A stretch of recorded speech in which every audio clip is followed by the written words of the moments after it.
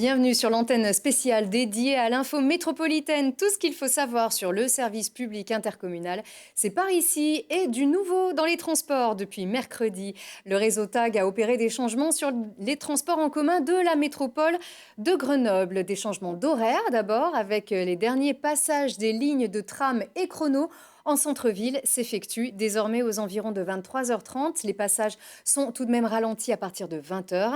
Les navettes de soirée mobilité soignants ont roulé une dernière fois mardi soir. Et puis, la vente à bord des bus est de nouveau applicable, comme dans les bus C5, parmi les plus chargés du réseau et qui relient le palais de justice de Grenoble à JR Université, en passant notamment par le quartier Mistral, la clinique Beldon et de nombreux établissements scolaires. 20 nouveaux bus articulés avec accordéon viennent d'être mis en service sur cette ligne. Ils peuvent accueillir 140 passagers contre 90 auparavant.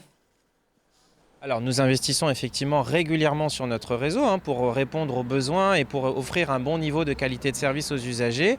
En l'occurrence, c'est cette ligne-là qui avait une forte saturation où le besoin était le plus important, donc c'est pour ça que nous avons commencé par celle-là. La plupart des lignes chrono sont déjà des lignes articulées et évidemment nous regardons au cas par cas les évolutions de fréquentation, les besoins et aussi les configurations, puisqu'il y a parfois certains tracés ou certaines rues qui ne permettent pas des véhicules trop longs. En tout cas, nous investissons régulièrement sur le réseau. Nous avons depuis plusieurs années une politique de verdissement, comme on dit, de notre flotte. Donc ces bus neufs sont des bus au bio-GNV qui est produit localement à la station d'épuration d'Aquapol, donc dans le territoire de la métropole. Et évidemment, nous n'achetons maintenant plus que des bus évidemment le moins polluants possible à chaque fois que nous devons renouveler ou investir. Et c'est une politique qui va nous permettre d'ici 3 ans d'avoir la disparition des bus au diesel. Et ce principe de biogaz est donc produit à Aquapol par le principe de la méthanisation des boues, un projet tout à fait innovant commencé il y a déjà quelques années et qui donc porte ses fruits. Et le coût de cet investissement est de 8,5 millions d'euros.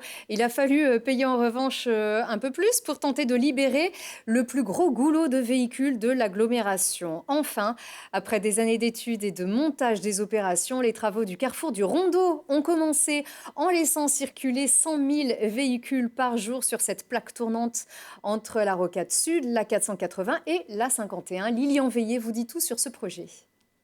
Le Rondeau est en travaux et ça ne fait que commencer.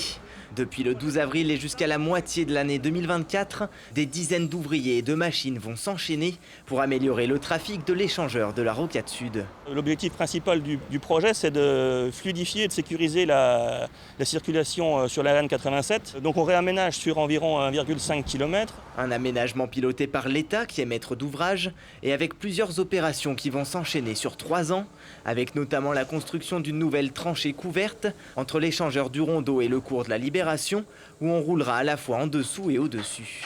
On fait d'abord les murs, donc les parois moulées. Ensuite, on viendra couler la traverse supérieure de la dalle.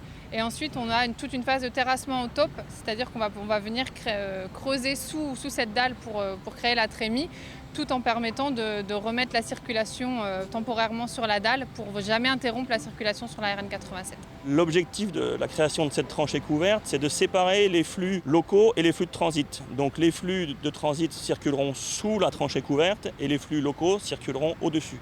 Donc on sépare les flux et donc on limite les risques de congestion. Un projet long et complexe du fait du maintien de la circulation en journée tout le long des travaux pour ne pas densifier le trafic en ville. Et en plus de cette tranchée, la bretelle d'accès de la 480 Nord à la Nationale 87, qu'on voit ici en bleu à droite, va passer de 1 à 2 voies et dans chaque sens de la rocade, des collectrices, sorte de 3e voie, permettront de sécuriser les entrées et sorties de la rocade.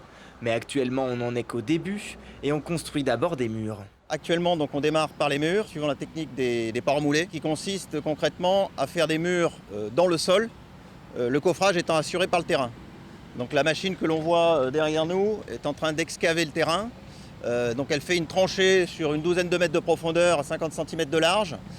Et pour que cette tranchée soit stable, on la remplit au fur et à mesure de boue, donc un mélange d'argile et d'eau, de manière à ce qu'elle ne s'effondre pas. Une fois ces murs terminés, il faudra faire la dalle de couverture, puis creuser en dessous pour créer une voie de circulation, D'autres passerelles pour les modes de déplacement doux seront aussi construites pour un total de 106 millions d'euros. Tous les détails de ce projet colossal sont à découvrir sur www.a480rondo.fr. Et c'est la fin de cette édition. Très bon week-end.